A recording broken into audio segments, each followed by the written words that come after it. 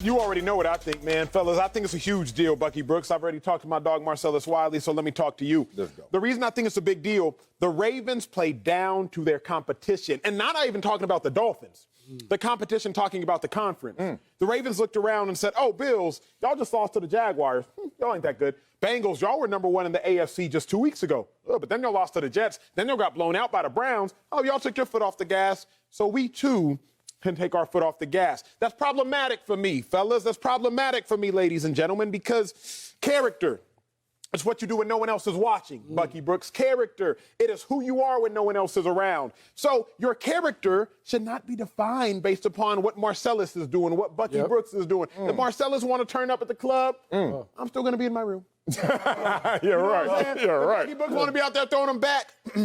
I'm still going to be studying. Because that should just be who you're supposed to be, independent of everybody else. Ravens, I want them to be independently great. Just because the Bills took a week off don't mean you have to.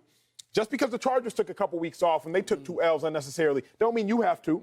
Just because the Bengals took some weeks off doesn't mean you have to. I thought the Ravens were above this in the sense that I said they're the most veteran team. That's why I think they were most poised to represent the AFC in the Super Bowl at this junction in time. Veteran coach, veteran everything. But after last night, I'm a little concerned. Well, I'm a lot concerned. Let me a lot? A lot. Come on, bro. A lot. Man, how you do anything is how you do everything. Ooh. And so what happens is when you are the Baltimore Ravens, you play a bad team like the Miami Dolphins, the one thing you're supposed to do is get them out the ring early. Don't mess around. Don't let this be a fourth quarter affair. They do all that hooping and hollering when they're at home. We seen it. We ready. Run right out and do what you're supposed to do. But what they did is they let the Miami Dolphins hang around. Then the Dolphins started hanging around, and that cover zero was giving them problems. Because when you're Brian Flores, the only reason you go into cover zero early is because it's out of desperation. That's not something that we're calling at the beginning of the game. Hey, man, we ain't got nothing to lose. Hey, dog, it's getting home.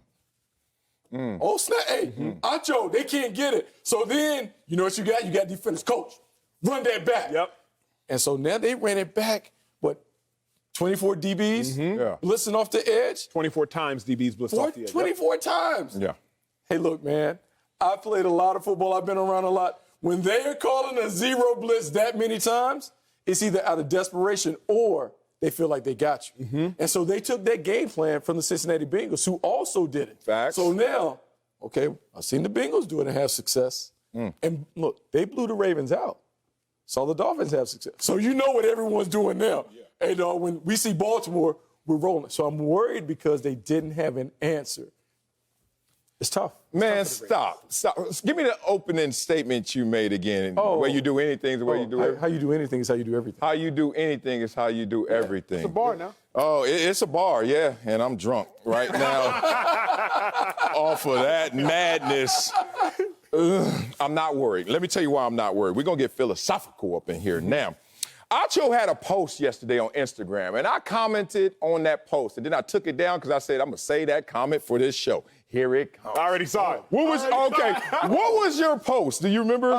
The ethos of it was very simple, that there's enough on the table for everybody to win. Yeah. Be happy when other people win because there's enough to go around for everyone. And everybody, it's enough. Everybody wins. We all can eat. We all can eat. We all can eat, and that's a damn lie. We all can't win. We all can't, because a winner creates a loser. Just in the very nature of it. Now, I'm going to get biblical up in here now, because I like that. Because I remember reading the story of Adam and Eve, and the thing I took away from it, and one thing that my pastor has helped me distill, is that we live in a relative world, but we talk in absolutes. Like Bucky just started off, and it's absolute. The way you do anything, or how you do anything is the way you do everything. Success is not linear. And let's not act like it is. Nothing you've ever done, you've done perfectly all the time.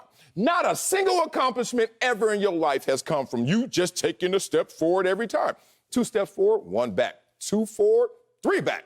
3 back, 3 back, 9 forward. Point being, it's a roller coaster ride, and that's why perseverance is such a major attribute. The team that's going to win the Super Bowl is going to be the team that perseveres. But that's also the same team that went through something. So in this world right now, this is why people have so much anxiety and stress and all these other issues. It's because a lot of times you are told, or you're telling yourself, all these absolutes. Like, man, if I don't go out there and do all, just do something and continue on the pace and the projection to what your goal is. Is this team disqualified from anything yesterday? Nope. So they can still achieve every single goal. But since we live in a world where we got to talk in absolutes, all of a sudden we got to look like the sky is falling in Baltimore when we know damn well that this team right here with 3 losses and Lamar Jackson at quarterback still could go out there and hoist that Lombardi. So I hate to go too deep on you, Bucky, but the way you do anything and everything ain't all of that. No, here's my thing, though, Sel. Some dudes, some people, some women, some men, some whoever, some athletes, you just think that they shouldn't be able to get touched by other athletes. Oh, I'm really? talking about this, Bucky Brooks. Patrick Mahomes in the playoffs last year since Cleveland Browns. Mahomes gets knocked out.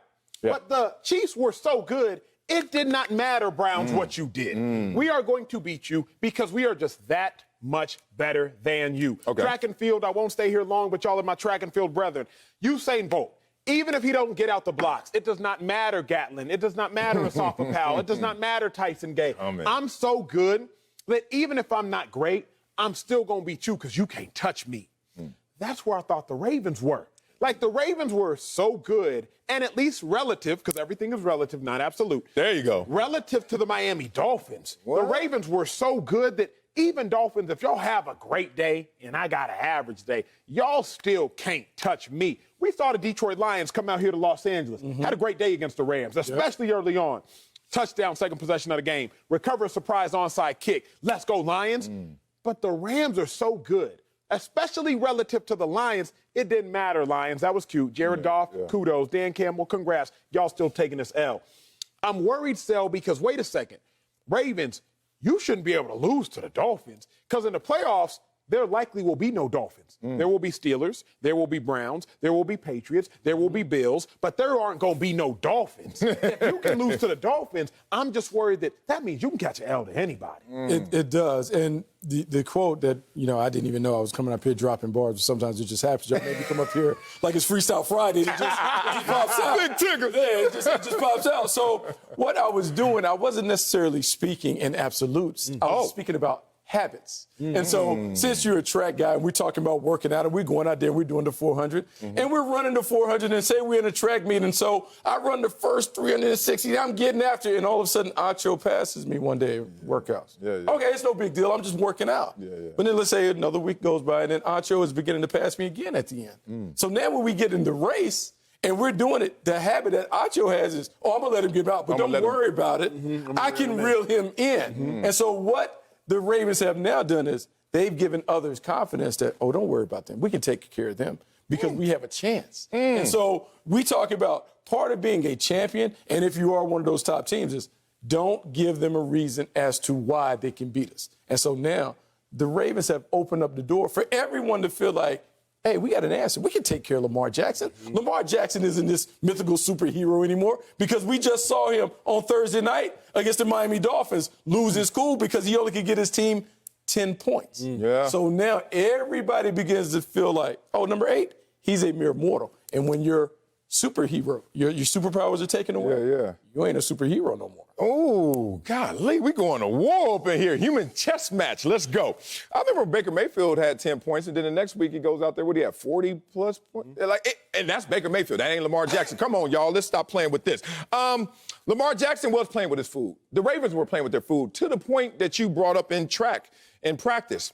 Lamar and the Ravens have 3 double-digit comebacks this year, right? So they kind of were like, it's Miami, and we down, whatever. And then all of a sudden they realized, that's the finish line. We just passed it, and we lost. We got silver on today. Okay, lesson learned. Let me tell you why y'all shouldn't slight the Miami Dolphins as much as I think you're slighting them. Let's look at the NFL's history. What is it, Super Bowl 56 right here in L.A.? Something like, no one ever knows, no player ever knows this, right? Every time you be like, what Super Bowl? I don't know, dog. I ain't in it. So Super Bowl 56, right? How many teams, let's just use regular season, have went perfect through the regular season? 2 in history, right? 72 Dolphins and the Patriots, right? How many have won the Lombardi Trophy, the Super Bowl championship, and never lost a game? Okay, 1. Okay. So that means every single champion, especially in the modern era, has been touched. Y'all forget that the Miami Dolphins are in the same weight class as the Baltimore Ravens. Now, they don't have the belts on, like the Baltimore Ravens don't have belts on, but they're all black belts, just different degrees. So you get into a fight with somebody and they your size, but you know you can whoop them, be careful. They will throw haymakers. And those haymakers, if they connect, like you said, cover zero. Early in the game, that's a haymaker, bro. But guess what? It connected with them, and they got put to sleep. It's okay, but you will wake up and realize, oh, let me go back and get these skills sharp. Here's my thing, fellas. It's not that you got touched. It's how you got touched. How? I was second row. Usman fight, UFC 268 last weekend. Y'all remember that? And I was watching some fights. I don't think I can go back because they be out there throwing hands. I don't be throwing no hands. Take it to the storm. Take it to the storm. What? So I'm watching this fight, Bucky Brooks, and Covington was getting got. Usman was two-piecing him, three-piecing him, etc. Usman was getting touched too, but he was not feeling none of them touches. Like, Covington would throw a blow. He would land a right jab. He would land a right straight. He would land a left hook. But Usman wouldn't even flinch. At the end of every bell, Covington's eyes just blood. Usman just walking back like he about to go eat another plate of rice and stew. So as I look at it, and he did on the plane back. It's crazy. I ain't talking to you. As I look at it, Sel, it's not that the Ravens got touched. Because every team might get touched up a little bit. Bills got touched up a little bit. Rams got touched up a little bit. But it's who touched you and how did they get you? The Titans, the Cardinals, they touched up the Rams. That's acceptable. Those are the best teams in their conferences. But the Dolphins hit you with a knockout blow? Where they do that at, Marcellus? Well, like the Dolphins, they shouldn't be able to even land that's Logan Paul fighting Mayweather. Like they shouldn't even be able to land nothing on That is big not dog. Logan. Logan Paul may be a professional by the loosest interpretation of professional fighter. But come on, man. That ain't a dude who grew up like a Mayweather, really tested, really Wouldn't a fighter. you have said, those not the same level. After watching the Dolphins lose 6 consecutive games, Yeah. 2 was in, 2 was out. Dolphins get embarrassed on Monday, on Thursday, any night football gonna get played, the Dolphins was getting embarrassed. They were looking very Logan Paul-ish. They were looking very like pedestrian-ish.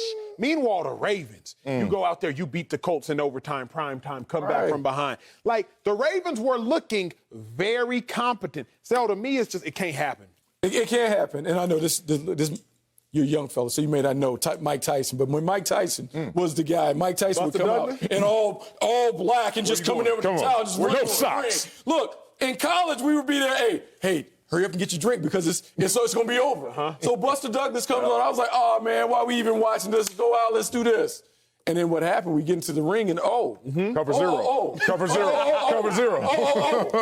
And then before you know it, Mike Tyson's on the thing and he's trying to find the mouthpiece. All that hurt. But that's not the part of it. Because what Buster Douglas did is he knocked off the mystique. And then who started coming after that? I think I saw Evander Holyfield. I saw Lennox Lewis get him a couple times. Because once Buster Douglas knocked off Mike Tyson's mystique, he was never the same. So I'm just not saying that, hey, Lamar Jackson is no longer that bad man. But I am saying he looked like a mere mortal last night because of what the Dolphins did. And that will encourage a host of others to see if he got that glass jar. The only thing that's wrong with that example is Mike Tyson, in part, was built off that mystique, built off that aura, right? Like, cats were shook going into the ring with them. That's not the Baltimore Ravens. Like, cats are not scared of the Baltimore Ravens. They get hit by the Baltimore Ravens like, God, dog, that running attack. Man, Lamar could pass better than advertised. They get beat by the Baltimore Ravens more times than not, but it's not a mystique thing with them. So they're not built on that, so that's meaning they're not going to be lost without that mystique. This is the problem with the Baltimore Ravens right now. I will admit some of this. They just looked around, as Acho kind of said earlier. They looked around and said, what's going on in the world? Oh, teams are just taking L's. It's a roller coaster ride right here. Oh, let's just strap in. Let's get on the roller coaster ourselves. Because I know this about culture. And Acho, I know you guys want to act like, hey, Wiley went to the club, but I'm sleeping. Oh, Wiley went out. Oh, I'm reading. Oh, Wiley went out. I'm studying. Man, stop. We all are part of a culture, whether it's your culture, teammates' culture, NFL culture.